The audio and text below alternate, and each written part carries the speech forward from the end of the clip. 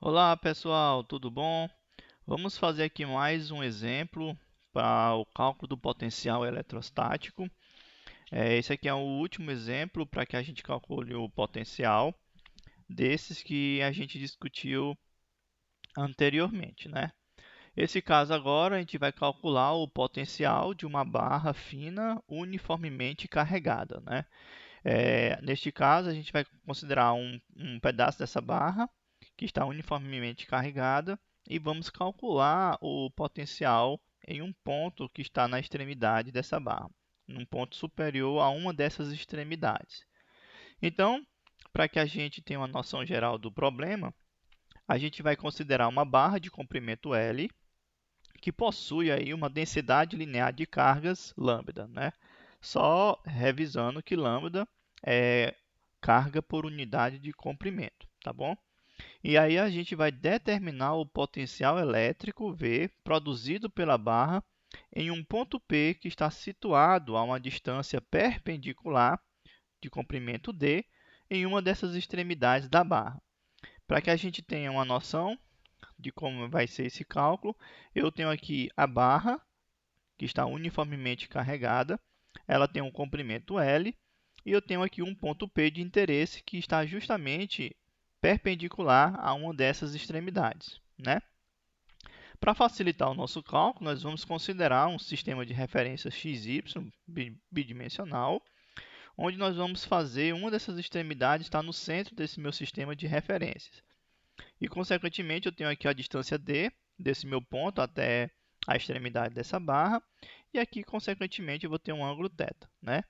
Então, para nós começarmos nosso cálculo, eu vou primeiramente ver qual é a contribuição de um infinitésimo de comprimento que está com uma carga dq, um infinitésimo de carga, da influência desse potencial desse infinitésimo de carga nesse ponto P, que está aí a uma distância r, né? Com isso, a gente tem o quê? Que o nosso infinitésimo de carga ele vai ser dado por lambda dl, porque lambda é carga por unidade de comprimento, né? Como nós estamos tratando aqui a priori natureza infinitesimal, então apenas estou considerando a priori a contribuição desse infinitésimo de carga. Consequentemente, eu tenho que lambda dl vai ser igual a lambda dx, porque aqui eu estou considerando o meu eixo x, né? Então, eu tenho que o meu potencial no meu ponto P, ele vai ser dado por 1 sobre 4π epsilon zero, a integral de 1 sobre r dq, né? Consequentemente, eu já sei quem é o meu elemento de carga. Então, substituindo aqui na minha expressão, eu tenho que o meu potencial nesse meu ponto P vai ser 1 sobre 4π epsilon zero da integral de 1 sobre r lambda dx, tá bom? Então, se nós olharmos aqui a figura, né, eu tenho que r, que é a distância do meu infinitésimo de carga até a distância do meu infinitésimo de carga até o ponto de interesse, eu posso usar aqui esse triângulo retângulo e fazer aqui uma relação de Pitágoras, onde eu coloco aqui esses termos quadrados, né? Então, usando essa condição, eu tenho que r vai ser igual a raiz de d2 mais x2, onde, substituindo na minha expressão do potencial, vai ser dado em termos de 1 sobre 4π epsilon zero vezes a integral de lambda dividido por d ao quadrado mais x ao quadrado elevado ao meio de dx, né? Pegando esse termo e jogando para fora, porque nós temos aqui uma constante, eu tenho que vai dar lambda sobre 4π epsilon zero, a integral de 0 a L, que são meus limites de integração, ou seja, eu vou de uma extremidade à outra, ver a contribuição do meu potencial, de 1 sobre d ao quadrado mais x ao quadrado elevado ao meio de dx. Então, a minha expressão para o cálculo do potencial em um ponto P que está perpendicular a uma das extremidades desse minha barra, que é uniformemente carregada, ela é dada justamente por essa expressão. Então, essa expressão vai me dar o potencial nesse ponto. Então, agora a gente precisa resolver essa integral, não é isso? Então, vamos agora resolver essa integral para que a gente saiba qual é o valor, qual é a cara do potencial naquele ponto.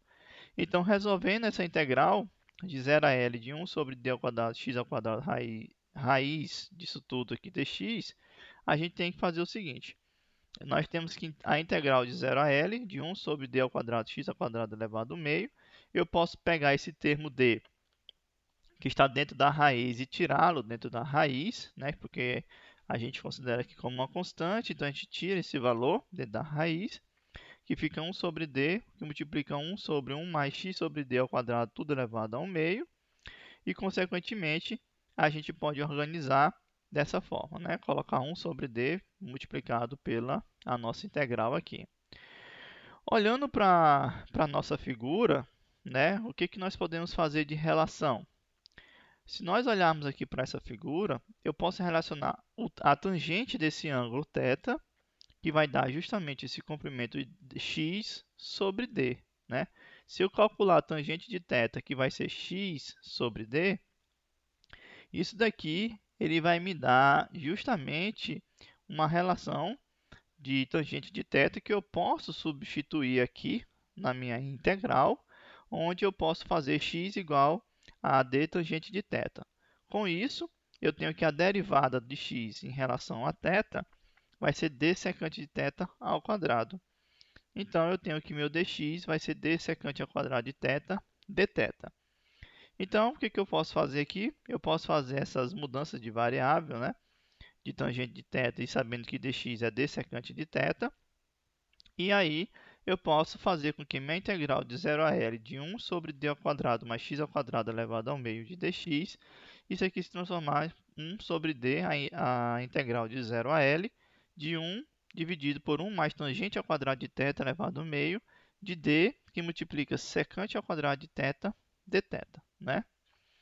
Então, nesse caso, a gente vai usar a nossa relação trigonométrica, a nossa identidade trigonométrica fundamental, que é seno ao quadrado mais cosseno ao quadrado de θ igual a 1, para justamente nós pegarmos e fazermos aqui que 1 mais tangente ao quadrado de θ, né, vai ser igual a secante ao quadrado de θ. Logo, a gente vai ter o quê? Esse aqui, para chegar para cá, basta dividir todo mundo por cosseno, né? Cosseno ao quadrado, que fica 1 mais a tangente da secante. E aqui vai ter 1 sobre d da integral de 0 a L, de 1 sobre a secante de θ, que multiplica d secante ao quadrado de θ dθ. Então, veja que essa integral de 0 a L de 1 sobre d ao quadrado x ao quadrado elevado ao meio de dx, ela transforma-se aqui em uma integral trigonométrica de secante de θ dθ. Então, aqui nós tínhamos, a princípio, um grau de dificuldade de resolução, e aqui a gente minimizou esse grau. Agora, vamos tentar resolver a integral trigonométrica, né? Ou seja, essa minha integral de 0 a L da secante, veja que eu ainda não mudei aqui os meus limites de integração, né? Porque meu intuito é voltar com a variável para aplicar os limites de integração, minha variável inicial. Então, eu tenho que minha secante de θ dθ pode ser escrita dessa forma, 1 sobre o cosseno de θ, que aí eu posso escrever dessa outra forma, que é a integral de 0 a L do cosseno de θ dividido por cosseno ao quadrado de θ dθ. Esse carinha aqui vai ser, na verdade, 1 menos seno ao quadrado de θ, onde eu posso fazer aqui uma outra mudança de variável, como sendo o seno de θ, onde a sua derivada em relação a θ vai ser dado por cosseno de θ dθ, fazendo a relação entre as diferenciáveis. Com isso aqui, a gente tem que a integral de 0 a L de secante de θ dθ pode ser voltada aqui para uma integral polinomial de 1 dividido por 1 menos u ao quadrado du, permanecendo aí os mesmos limites de integração. Então, eu faço aqui já uma segunda mudança de variável para tentar resolver aquela nossa integral inicial em x, né? E aí, chegando nessa nossa integral polinomial, a gente vai usar os conceitos de frações parciais do tipo px dividido por x menos alfa vezes x menos beta, onde alfa e beta são constantes, né? Então, a gente pode decompor uma fração espacial desse tipo, onde nós podemos colocar nessa forma de 1 dividido por 1 menos u ao quadrado, porque isso aqui pode ser dado como sendo em termos de 1u menos alfa e u mais alfa. Então, a gente pode colocar nessa forma, né? Ou seja, colocando em termos dessa forma de fração parcial, isso aqui vai ser dado por 1 meio de 1 dividido por 1 menos u mais 1 dividido por 1 por 1 mais u. Se nós usarmos esse teorema, que ele é válido apenas quando nós temos que o grau do numerador for muito menor do que do denominador, como é o caso, aqui nós temos grau 1 e aqui temos grau 2, é, é válido a gente usar esse teorema, a gente vai ter o seguinte, que a integral da secante de θ vai ser, na verdade, a integral de 1 meio dessas frações parciais, dessas funções, de 1 dividido por 1 menos u, mais 1 dividido por 1 mais u du. Consequentemente, eu resolvo a integral para cada uma dessas funções, e aí nós vamos encontrar o seguinte, que a integral de 1 sobre 1 menos u vai ser igual a v, igual a 1 menos u, né? A gente pode fazer uma mudança variável aqui, a gente encontra que dv é igual a menos du, e consequentemente a integral de 1 menos v menos dv vai dar um ln de v, que na verdade vai ser menos ln de 1 menos u. Então aqui a gente resolve essa primeira integral. A segunda integral é de forma análoga, né? Eu tenho aqui 1 dividido por 1 mais u du, eu chamo aqui uma variável v, como isso daqui sendo 1 mais u, eu tenho que dv vai ser igual a du, e consequentemente a minha integral vai ser em termos do logaritmo do módulo de 1 mais u, tá certo? Com esses resultados, o que que nós vamos ter, né? Que a integral da secante de θ dθ, ela vai ser resolvida na forma de 1 sobre 2 de menos ln de ln de 1 menos u em módulo, mais o ln do módulo de 1 mais u, aplicado aqui nos limites de 0 a L, né? Consequentemente, eu tenho que isso tudo vai ser igual a 1 meio, aplicando as propriedades aqui de logaritmo, né? Logaritmo de A menos logaritmo de B é o logaritmo de A sobre B, no intervalo de 0 a L.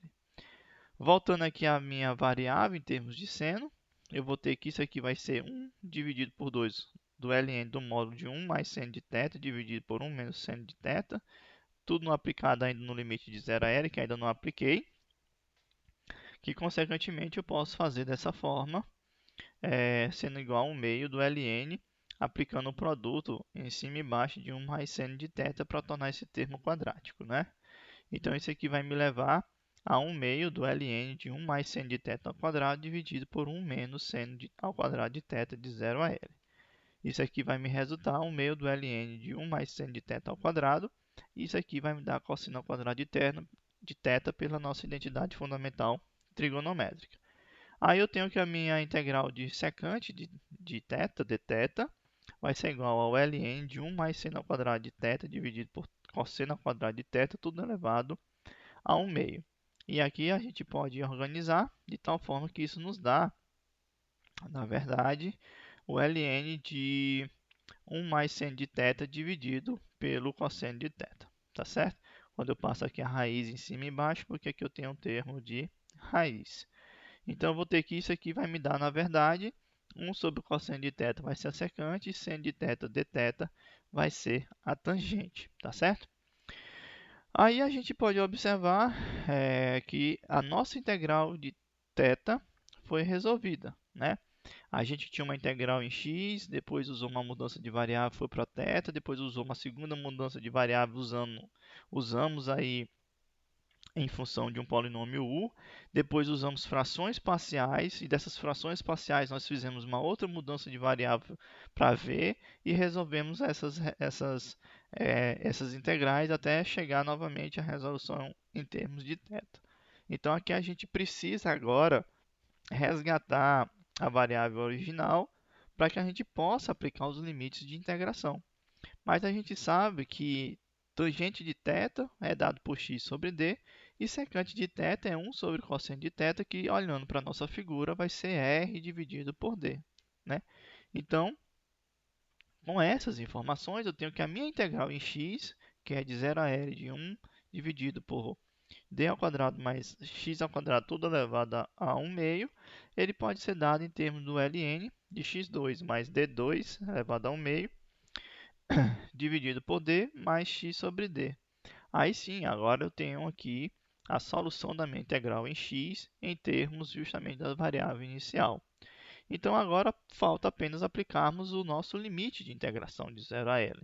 Então quando aplicarmos o limite de integração, Essa minha integral vai ser dada por Ln em módulo, né? De L ao quadrado mais D ao quadrado elevado ao meio, dividido por D, mais L sobre D, menos o Ln de 1. Consequentemente, esse termo aqui vai embora e fica em termos apenas de L, que soma-se com a raiz de L ao quadrado mais D ao quadrado, tudo dividido por D. E aí a gente tem que a integral de 0 a L de 1 sobre a raiz quadrada de D ao quadrado mais x ao quadrado vai ser igual ao ln do módulo de L mais L ao quadrado mais D ao quadrado, tudo elevado ao meio, menos o ln do módulo de D, né? Aqui basta a gente aplicar a propriedade de logaritmo, que o logaritmo de A sobre B vai ser igual ao logaritmo de A menos o logaritmo de B. Pois bem, então quando aqui nós resolvemos a integral, então agora falta a gente pegar e substituir na nossa equação do potencial. Substituindo na nossa equação do potencial, eu tenho aqui o meu potencial no ponto P, que está na extremidade de que está perpendicular a uma das extremidades da minha barra, vai ser dado por igual ao minha densidade lambda, dividido por 4πε0, que multiplica o ln de L mais L ao quadrado, D ao quadrado, tudo elevado ao meio, menos o ln de D, tá certo? Ou a gente pode expressar dessa forma, ou a gente volta e pode deixar naquela forma mesmo de ln na forma A sobre B, tá certo? Então, aqui é a resposta do nosso potencial para um ponto que está perpendicular a uma extremidade de uma barra finita, tá certo? Que está uniformemente carregada. Pois bem, pessoal, pois aqui eram esses exemplos que eu gostaria de tratar com vocês para o cálculo do potencial. E muitos dos exercícios que foram repassados, eles requerem alguma dessas técnicas que nós abordamos nesses exemplos, que vai ajudar para vocês resolverem os exercícios, tá bom? Então, pessoal, qualquer dúvida, coloca lá no chat das postagens e a gente fica por aqui e até mais.